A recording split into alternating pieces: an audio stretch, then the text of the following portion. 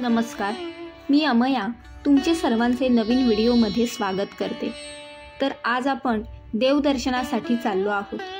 सुरुवातीस संगमेश्वर कसबा या ठिकाणी असलेल्या श्री भैरी भवानी देवीच्या मंदिरात दर्शनासाठी।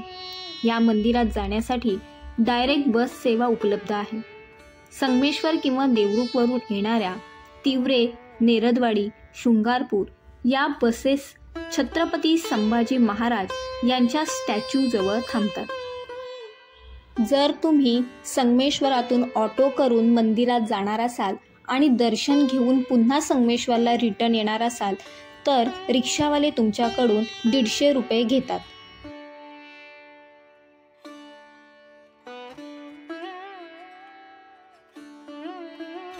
तसेच मंदिराच्या आवारामध्ये श्री डाळेश्वर मंदिर आणि कार्तिक स्वामी मंदिर अशी 2 मंदिरे आहेत।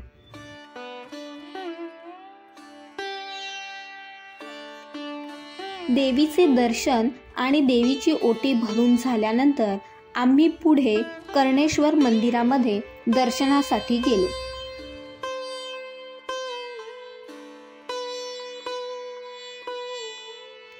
कर्णेश्वर हे मंदिर तिथून पायी चालत 5 मिनिटच्या अंतरावर आहे।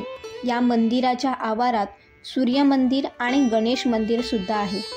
हे मंदिर हेमाडपंथी असून पांडवकालीन असल्याचे सांगितले जाते।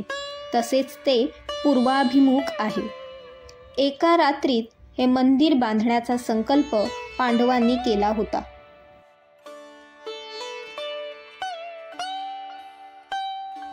मंदिराची रचना मंडप, महामंडप, अंतराळ आणि गर्भगृह अशी आहे।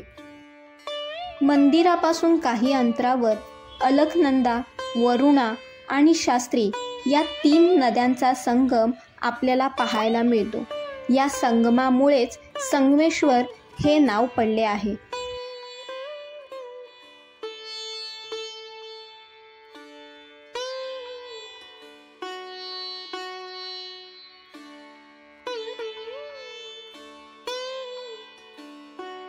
श्री कर्णेश्वराचे दर्शन झाल्यानंतर आम्ही साडवली येथील वाघजाई मंदिरात आलो।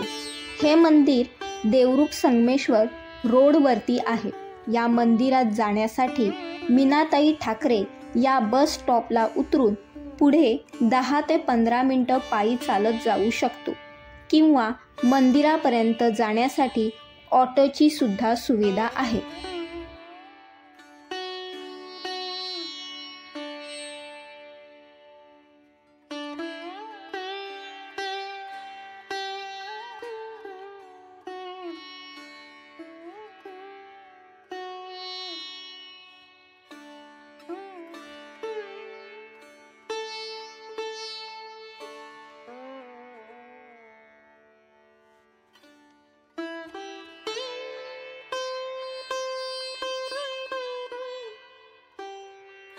त्यानंतर देवरूखची ग्रामदेवता सोळजाई देवीच्या मंदिरात गेलो।